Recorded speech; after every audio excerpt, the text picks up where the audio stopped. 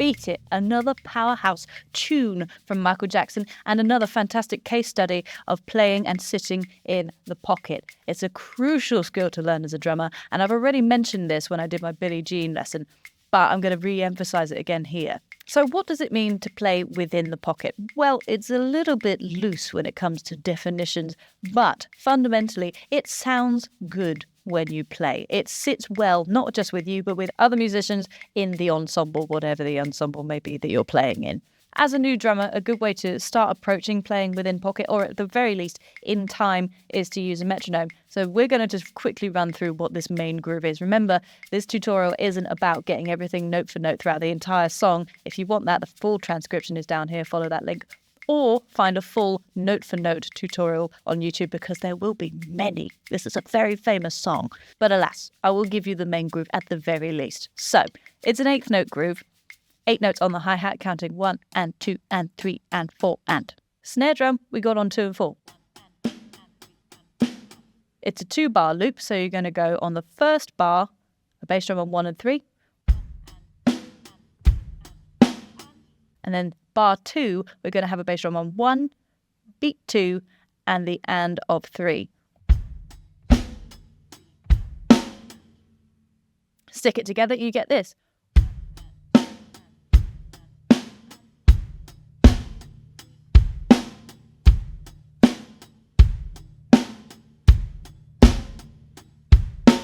Something to be very aware of playing this is to make sure the dynamics or the volume of each limb is at least vaguely similar. You don't want a really loud snare drum and then a really quiet bass drum, or vice versa. So you want your dynamics to be pretty even. But where you can start to get creative is the hi-hat pattern, because you've got probably 2 choices. You could do the drum machine kind of sound, which is what we've got layered over the top in the actual track, which is just really evenly played on top of the hi-hat with the tip of the stick.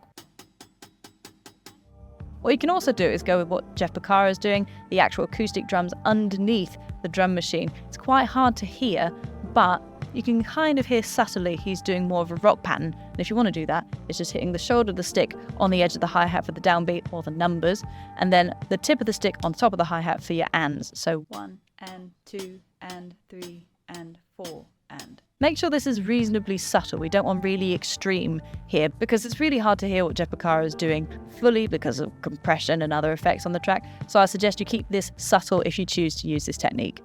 Now, to get this fully grooving, we're going to use our friend, the metronome. Don't sound too thrilled. I promise it is worth it. The role of the drummer in this song is to supplement the drum machine that's going on over the top, because it's kind of giving you those percussion parts, which means your timing has got to be on it, because you're competing with a machine which is completely 100% accurate. Good exercise for this would be to just play with a metronome the main groove over and over again and see how tight you can play it. I also recommend that you film yourself while you do it, because then you can watch it back when you've got full brain capacity back and you're not trying to play drums at the same time, and you can hear where things might be a little bit out. If you want to get hyper accurate with it, use a 16th note metronome, which means you're clicking on every note of the 16th note. So this is where I'm going to switch things up a little bit, because this is how you play the song exactly right. However, if you're in a live environment, you may want to switch things up, because it just makes things more interesting for the audience and also yourself. I know this goes contrary to what I just said about playing the same groove over and over again. That has its place. Billie Jean is such a simple groove. If you start to mess with it, it's going to sound wonky. This, however, you got a bit more flexibility, especially through something like the guitar solo, where you really want to elevate things. So, for example, you could use a pattern where you hit the ride bell on the downbeat, and on the upbeat you just hit the top.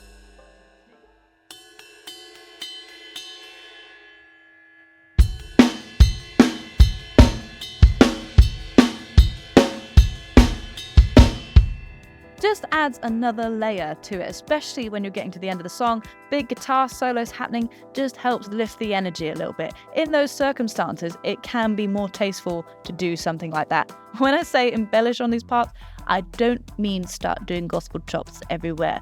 Keep serving the song above all else. It's our job as a drummer to keep time and serve the song. And keep the pocket. Serving the song and keeping the pocket are kind of the same thing. So I don't suggest you start turning Beat It into a Tom Groovy thing unless the whole band collectively has decided that is the right thing to do. If you're actually playing for Michael Jackson himself in ghost form, then you may get kicked out of the band. However, if you're in a pub in the middle of nowhere, I don't think anyone's going to mind too much. So there you have it. Beat It.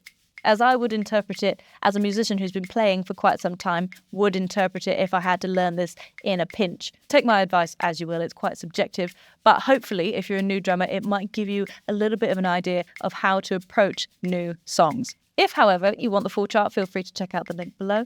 Other than that, I hope you have a great day, happy playing, and big love. Before you go, if you want to see more videos like the one you just saw, where it's breaking down famous songs in a bite-sized, easy-to-consume way, then feel free to check out the other videos I have done. The playlist is here. That is all. Have a great day.